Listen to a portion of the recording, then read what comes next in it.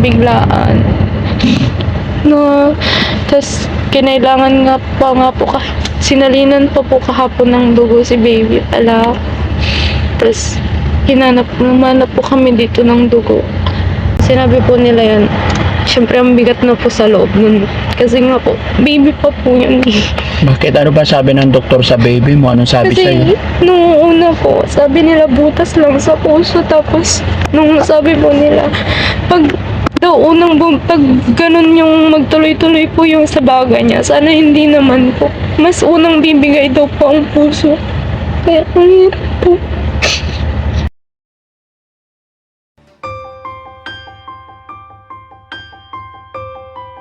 Hingi po ako ng tulong at saka panalangin din po para po sa garang paggaling po ng baby ko. Ipag-pray niyo po kami na malagpasan po namin itong pagsubok na to para po gumaling na po siya agad para maalagaan ko din po yung kapatid ko na alam ko pong kailangan niya din po ako ngayon.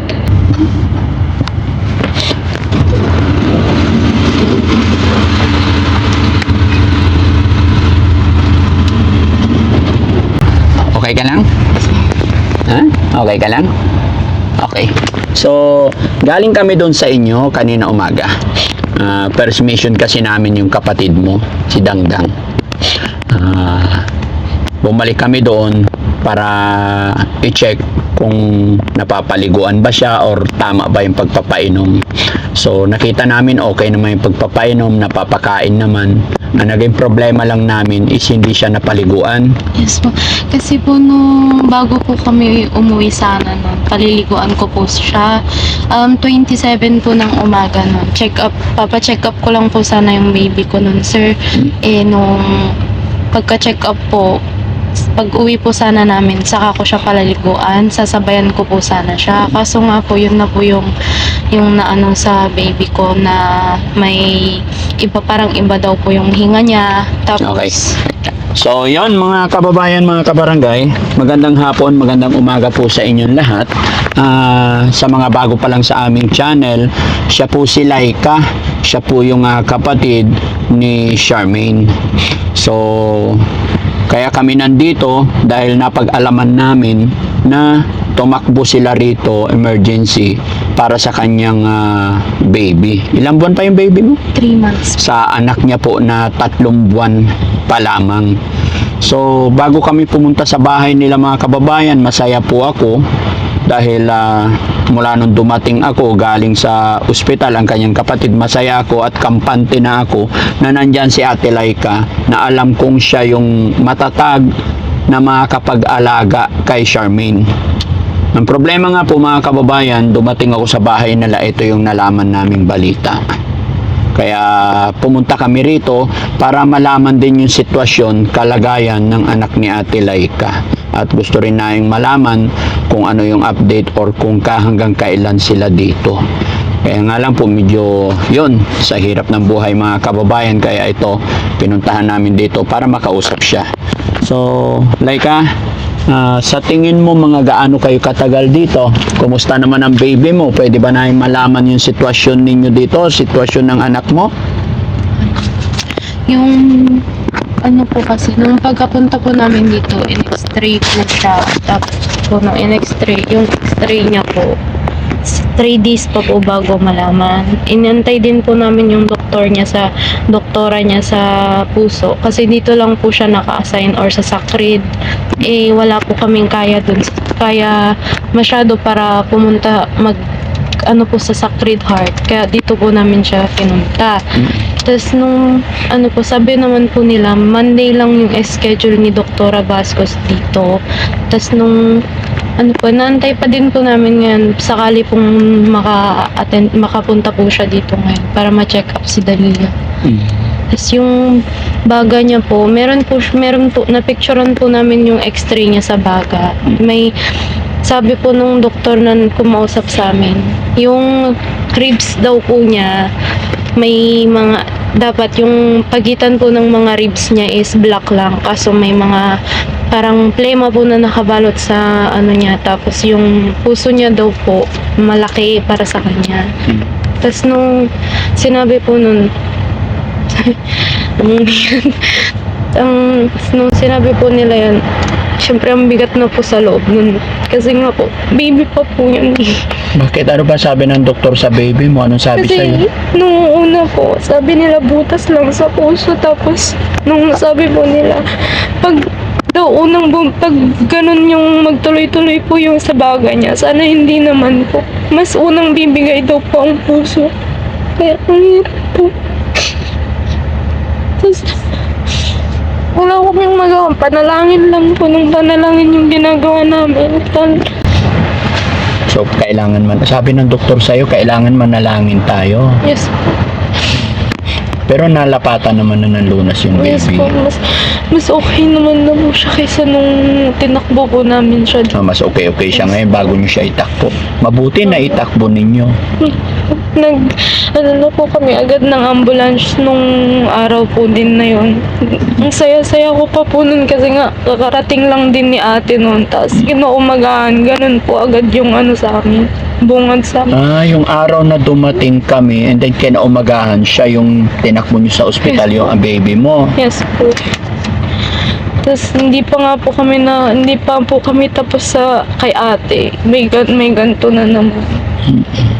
Maging ako man Laika, masaya ako na iuwi yung ate mo doon kasi gumagaling na siya, continuous lang ang alaga.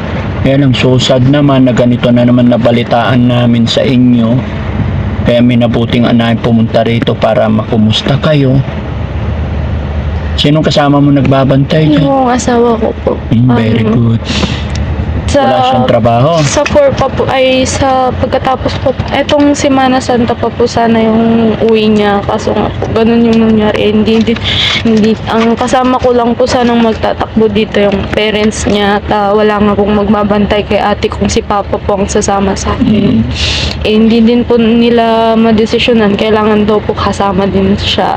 Kaya biglaan din pong umuwi. Saan galing niya asawa mo? Trabaho po sa may Pampanga pa po. Okay, so wala na. Buti, no? Hindi siya nakakapagtrabaho ngayon. Wala pong trabaho. Gaano kahirap yung pinagdadaanan ninyo ngayon? Sobrang hirap po. Kasi, buti nga po, meron po kayong binigay sa amin nung huli.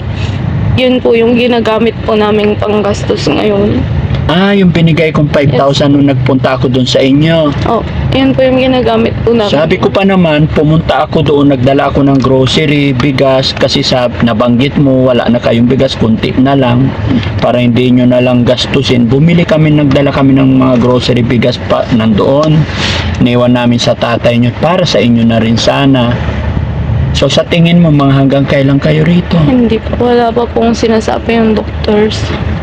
So Monday ngayon nyo hinihintay yung doktor. Yes po, inaantay pa po namin. Ipag-pray lang natin, no? Yes. Laban lang tayo. Yes. Okay ka lang? Laban lang. May gusto kang sabihin?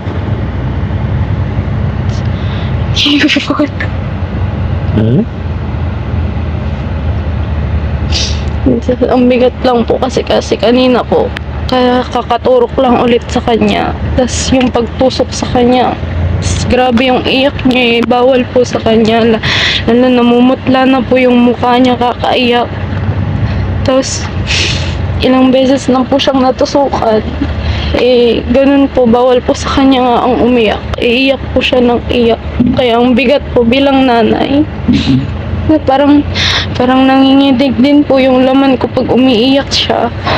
Kasi nga po, ganun yung nararamdaman niya. Tapos bigla po, mamaya, hindi siya nahihirapan din po siyang huminga bigla-bigla, ganun po. Kaya, nagdadasal na lang po talaga kami. Sana malagpasan ninyo yan, no? Sana makayanan ni baby. Ang tagal-tagal po namin pinanalangin na magkaroon po kami ng baby, tapos ganito yung yung nangyayari. Matagal kayong magkasama ng asawa mo. Yes. Matagal kayo hindi nagkaanak, tapos ngayon lang. Yes po. Kailang bata ka pa, ha? Laban lang. No? Andyan ang tatay mo, andyan si Charmaine. Mga pamilya mo, mga pamangkin mo. No. Andyan ang asawa mo. Hindi nila kayo pababayaan. Kumain na kayo? Nag-lunch na kayo? Yung bumibili po kami, dumalaw po kasi yung parents niya dito kahapon. Naghatid din po sila ng tubig. Tapos, kanin po. Yun po yung inulam namin ngayon. Tapos, bumibili po kami dito sa labas ng kanin. Mahal dito yung pagkain, Ang mahal nga po. pati ulam. Oo po. Ay, so, sige, laban lang tayo kahit anong pagsubok, laban lang ha. Ito mga kababayan, yung sitwasyon, kalagayan ni Laika, kapatid po ni Charmaine. Gaya na aking sinabi, masaya po sana ako na naiuwi na si Charmaine. Naging kampante ako nung nakilala ko si Laika na nandoon kasama para may mag-alaga. Pero another pagsubok yung dumating sa kanila. Pero lagi ko nga pinapaalala sa kanila, gaano man kabigat yung pagsubok na dumating sa atin, alam kong hindi ibibigay ni God yan kung hindi natin kaya. Lahat ng mga pagsubok bibigay sa atin ay si God din ang magbibigay ng kalutasan. At kung ano't ano man ang mangyari, Ate Laika, lagi mong iisipin, God is perfect. Kung ano man ang kahihinatnan or mangyari, si God lang ang nakaalam, at alam ko may mas magandang plan si God. Gaya na sinabi ko, God is perfect. No? Laban lang. Magdasal ka lang lagi. Kumusta na budget nyo? May budget pa kayo? Yun nga po yung problema namin. Kasi wala din pong pasok yung asawa ko. Kami lang po, siya lang po yung inaasahan ko din. Kaso ito nga pong biglaan. No, tas kinailangan nga po sinalinan pa po kahapon ng dugo si baby pala. Tas hinanap naman po kami dito ng dugo. Saan kayo nakahanap ng dugo? Dito din po parang binigyan lang po siya ng request. Tapos binigyan, tapos isasama na lang daw po ata sa billing dito, sir. So ibig sabihin may billing din. Yes, Hindi po. pala to hindi pala to government. Government din po, pero first time po namin ma-confine dito. So yun mga kababayan, mga kabarangay, magpapaalala po ang Team Daddy Frankie, hindi pwedeng mag-video sa labas. At hindi namin pwedeng sabihin kung saan lugar kami. Pasensya na po kasi ayaw namin magkaroon ng violation. Kaya nandito kami sa loob ng sasakyan, no? So, mabuti naman na sinusuportahan ka ng asawa mo, nandyan siya kaagad, no? Opo, nung papunta po kami dito, galing po kami sa San Quintin. So, kumano na po siya, pinapunta na po namin siya sa Merosales, galing po Pampanga. Biyahe din po siya agad. Yes. Parang inano na lang po namin, sinalubong na lang po namin sa Rosales. Ilan papunta. taon yung asawa mo? 24 po. Sabi mo, construction yung asawa mo? Yes po. Okay. Laban lang kayo. Kung may humihingi po ako ng tulong sa mga katulad ko din po na nararamdaman po yung bilang ina. Hingi po ako ng tulong sa inyo para po sa gastusin ng baby ko na nahihirapan po ngayon. Sana po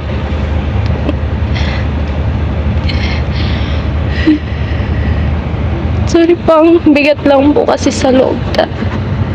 Kada naalala ko po na nahihirapan huminga yung baby ko, ang sakit-sakit po sa loob. Tapos hingi po sana ako sa inyo ng tulong na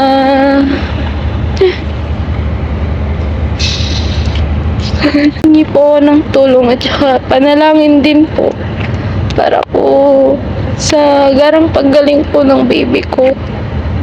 Ipag-pray niyo po kami na malagpasan po namin itong pagsubok na to para na po gumaling na po siya agad, para maalagaan ko din po yung kapatid ko na alam ko pong kailangan niya din po ako ngayon. Kaya po, yun din po yung reason bakit po kami umuwi sa bahay nun eh. Para po sana maalagaan ko din po siya. Tas, para maging okay po sana kami muna doon. Yes. Kaso ganito nga po yung nangyari. Hindi naman po inaasahan. Biglaan lang din po kasi. Kaya sana po may mga tumulong po sa amin, sa baby ko po. Nung pinagbubuntis mo ba yung anak mo, na-check up nyo ba yun? Napapa-check up nyo Yes ba? po. Fully check up po lahat. Lagi po kaming sa check up niya. Kaya hindi, ang sakit ko lang po nung nagbubuntis po ako. UTI po. Okay. Pero nung nasa tiyan mo pa lang, hindi na-detect yung problema ng bata? Wala po. Nalaman nyo na lang nung nakalabas na yung baby? Yes po. Pagka po namin sa hospital noon, pinanganak ko po siya. Okay man po siya. Pero syempre yung sa UTI ko po, para nakuha niya yung bacteria daw. Kaya kailangan niya pong mag-antibiotic. Tapos, kala ko yun lang po yung problema sa kanya. Nung pagka-check po siya, ilang doktor na po yung nag-check sa kanya. Hindi naman po na nabanggit na may ganun palang problema sa kanya. Nung may doktor po na isa, pagka-check po niya, sabi niya may iba sa puso niya. Tapos nung chinek po na gano'n, sabi po sa amin, kailangan niya magta-echo. Ganun nga po, parang mabilis yung heart rate niya. Tapos nung pinunta po namin, nung pagkalabas po namin sa hospital nun, pinunta po namin siya sa nagta-echo po kami sa Urdaneta. Kahit amigat po, pagkapunta po namin sa Urdaneta, ilan lang yung pera talaga namin nun kasi wala pang trabaho yung asawa ko nun. Halos kakapasok niya lang po nun. Syempre kailangan niya din po ulit umuwi kasi nga po nanganak ako. Nung nagto-echo po kami, yun nga po, na-confirm dun na may 3 butas sa heart niya. Tapos nung sinabi po nun, sabi naman po, may chance pa na magsara. Kaya umaasa po kami sa chance na yun. Opo. Tapos po nung pagkatapos nun, kada check-up po sa kanya, nung unang check-up sa kanya, ang binayaran namin 4,500. Kada check-up niya na po, ganun po yung binabayaran namin. Tapos po, nung kailangan po namin ulit umuwi, ay bumalik. Pagkabalik po namin ng second check-up niya, sabi, nag-close, hindi na makita yung isa na butas. Thank you God. Oo. Tapos po yung isa daw, lumiit na, pero nung kinausap po ako, tinanong po nila kung ano daw po yung mga napapansin ko sa baby ko. Sabi ko po, habang dumididi siya sa akin, pinagpapawisan siya. Oo. Tapos po nung sinabi ko po gano'n, sabi niya, yung isang gamot lang po na binigay sa amin nung una, nadagdagan na po siya ng 2 pa. Tapos ang gamot, ng gamot niya, syempre ang babayaran po namin sa doktor, 4,500 plus yung gamot po niya na 3, yung isang gamot lang po is nagkakahalaga po ng 960. Isang gamutan Yes na. po. Tapos yung 2 gamot, parang maabot na po siya ng 1,500 yung gamot po niya, Mahal, 3. no? Oo nga po. Tapos, itong April 19 sana nga po, pangatlong check-up niya po. Pero hindi na umabot sa pangatlong check-up. Yes. Napa-emergency na kayo. Yung 5,000 sana na binigay niyo sa amin, yun na lang po sana yung gagamitin namin sa check-up niya. Kaya nagti-thank you po ako ng sobra nung binigyan niyo po kami ng ganun. Kaya, hindi ko naman po inasahan na sa iba pala magagamit yung pera na yun. Sana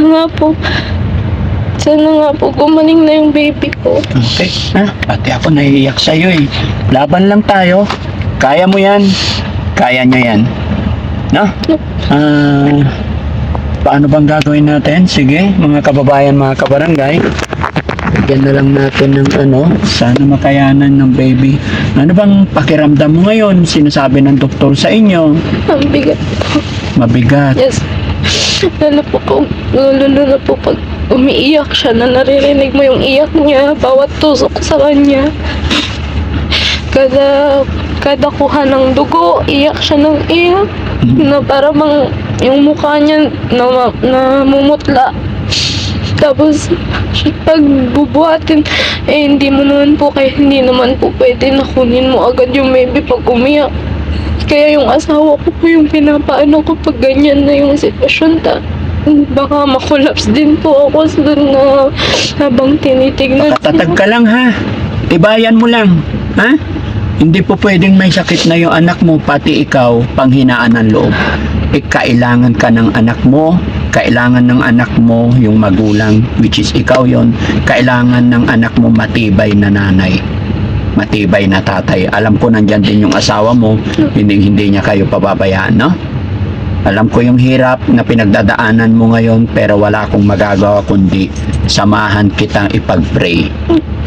Na? Magpe-pray tayo. So mga kababayan, mga kabarangay, yung kanyang tanging hiling para sa kanyang anak, ipag-pray natin na sana malagpasan nila, sana makayanan nila ito, sige, magbibigay ako ng tulong pinansyal.